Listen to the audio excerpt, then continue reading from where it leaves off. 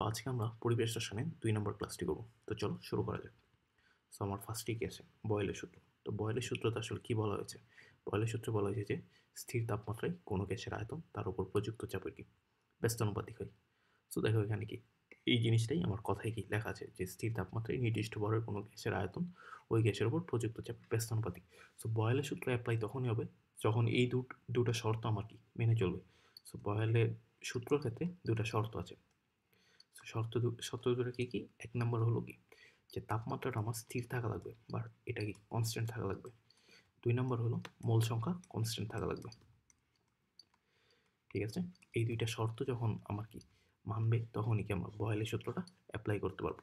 আর এই বয়েলের সূত্রটা অবশ্যই প্রযোজ্য হবে আদর্শ গ্যাসের জন্য। ঠিক আছে? বাস্তব গ্যাসের ক্ষেত্রে কিন্তু বয়েল, চার্লস এগুলোর সূত্র কিন্তু কি প্রযোজ্য নয়।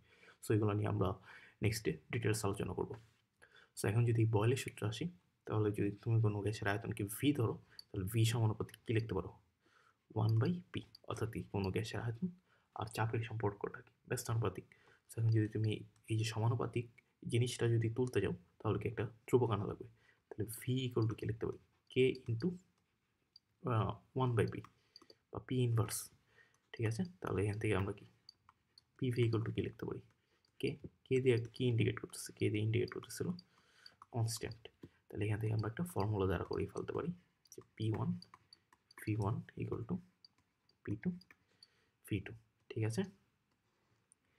এই যে আমরা জিনিসগুলো পেলাম যে পি আর ভি, এই পি আর ভি কিন্তু শুধুমাত্র গ্যাসের চাপ, আর ভি কি শুধুমাত্র গ্যাসের আয়তন ইন্ডিকেট করে, অর্থাৎ এই পি আর ভি গুলো কিন্তু গ্যাসের কম্পোনেন্ট। ঠিক আছে?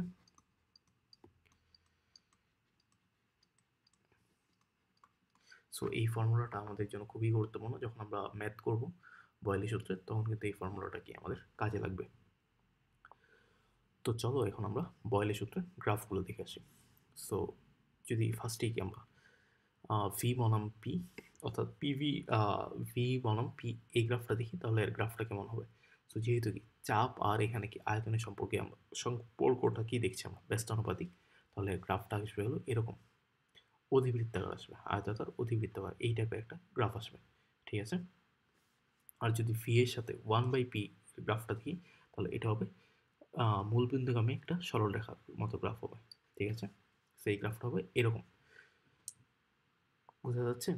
সো এইখানে যেহেতু আমার কি তাপমাত্রাটা কি স্থির ছিল না, তাপমাত্রাটা স্থির ছিল, যেহেতু এই গ্রাফগুলোর ক্ষেত্রে তাপমাত্রা স্থির ছিল, যার কারণে এই রেখাগুলোকে বলা হলো সমতাপীয় রেখা।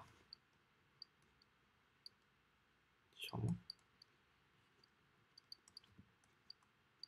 রেখা, বা এটাকে ইংলিশে বলা হয় কি আইসোথার্ম লাইন।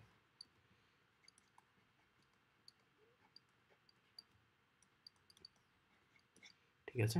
যেহেতু এখানে তাপটা স্থির, যার কারণে এটাকে সমতাপীয় রেখা বলা হচ্ছে। তো আসো এই জিনিসটা নিয়ে আমরা আরেকটু যদি আলোচনা করি, ধরো যে এটা একটু মুছে দিই। সো ধরো যে ভি আর পি এর আমি গ্রাফ আঁকলাম, সেখানে ভিন্ন ভিন্ন 3টা তাপমাত্রার জন্য এই গ্রাফটা আঁকলাম।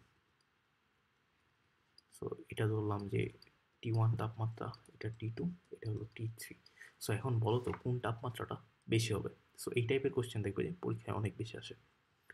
সো এই ধরনের কোশ্চেনগুলো সলভ করার ক্ষেত্রে আমরা সবসময় যে কোনো একটাকে স্থির ধরে নেব, অর্থাৎ এখানে আমি ভিটাকে স্থির ধরে নিলাম। সো দেখো যত উপরে যাচ্ছে কি ভি এর মান তত কি বেশি না। সো এই T1-এ কি ভি এর মানটা সবচেয়ে কি বেশি। আর তাপমাত্রার সাথে আয়তনের সম্পর্ক কি জানি আমরা কি সমানুপাতিক জানি।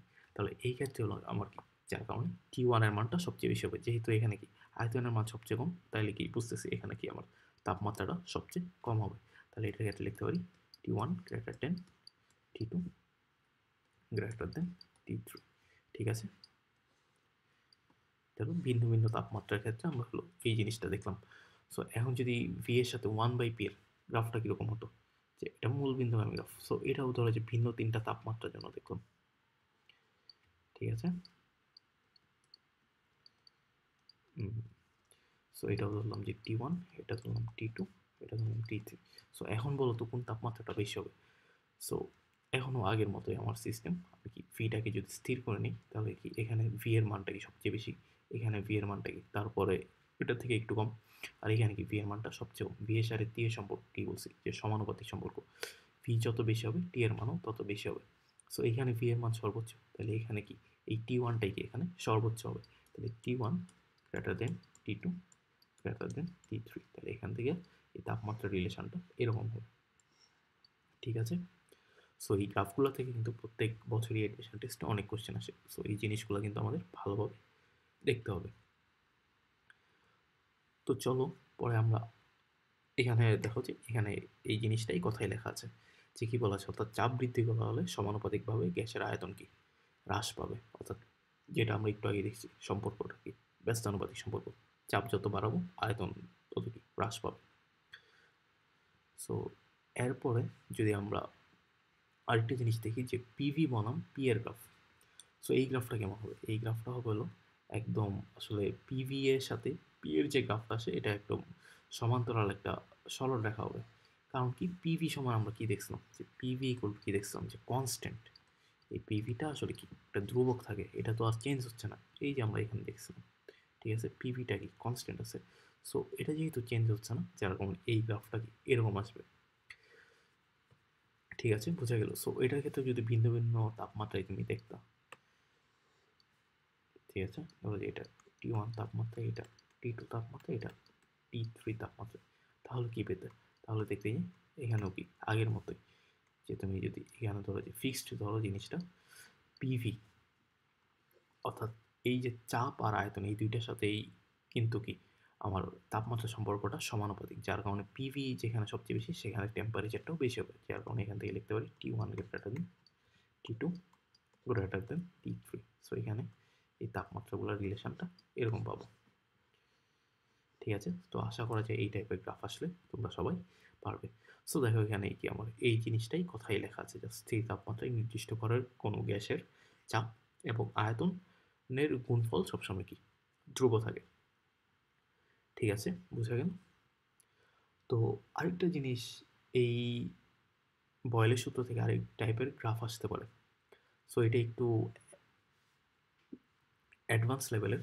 সো ধরো যে পিভি ইকুয়াল টু কী পেয়েছি আমরা বয়েলের সূত্র থেকে, কনস্ট্যান্ট। সো এই কনস্ট্যান্টটাকে ধরো যে তুমি কে দিয়ে প্রকাশ করবে। সো এখন যদি তুমি উভয় পাশে লন নাও, তাহলে ln of PV equal to ln K, এটা লিখতে পারি। তাহলে এখান থেকে আমি কি লিখতে পারি,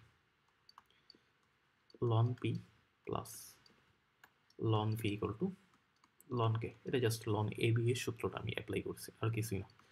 তাহলে এখান থেকে আমি কি লিখতে পারি, ln of p equal to minus ln of p plus ln of k. So এই লন অফ পি যদি তুমি এই এক্স অক্ষ বরাবর লন অফ পি বসাও আর এই ওয়াই অক্ষ বরাবর লন অফ বি বসাও, তাহলে গ্রাফটা কেমন বলবো। সো এই জিনিসটাকে যদি তুমি ওয়াই ধরো আর এই যে লন অফ পি এই জিনিসটাকে তুমি কি ধরলা এক্স ধরলা, আর যেহেতু এটার সামনে কি মাইনাস ওয়ান আছে, অর্থাৎ মাইনাস আছে মানে কি এখানে মাইনাস ওয়ান আসে। সো এটার সাথে কি মাইনাস ওয়ান গুণ অবস্থায় আছে প্লাস কি এই যে যেহেতু কেটা কি কনস্ট্যান্ট, তাহলে কি লন কেও কি একটা কনস্ট্যান্ট হবে। সো এটা একটা ধ্রুবক ধরলো যে সি, তাহলে এই জিনিসটা দেখো কেমন আসে, y equal to m x plus c এই টাইপের গ্রাফ আসে না, এই টাইপের কি একটা ইকুয়েশনের মতো আসে না, তাহলে এর গ্রাফটা কীরকম হবে, এই আকারের হবে। সো এখানে যেহেতু এম এর মানটা মাইনাস ওয়ান যার কারণে এর গ্রাফটা কীরকম হবে, এরকম হবে। ঠিক আছে, অবশ্যই এই জিনিসটা হলো এই পাশে আর এই পাশে কি সমান অংশ হলো কি ছেদ করবে। সো এই গ্রাফটা হবে হলো এরকম। তো আশা করা যায় যে বয়েলের সূত্রের যত কিছু আছে সব কিছু কনসেপ্ট আমাদের ক্লিয়ার হয়েছে। সো নেক্সট ক্লাসে আমরা বয়েলের সূত্রের ম্যাথগুলো করবো। তো আজ এই পর্যন্তই, ধন্যবাদ সবাইকে।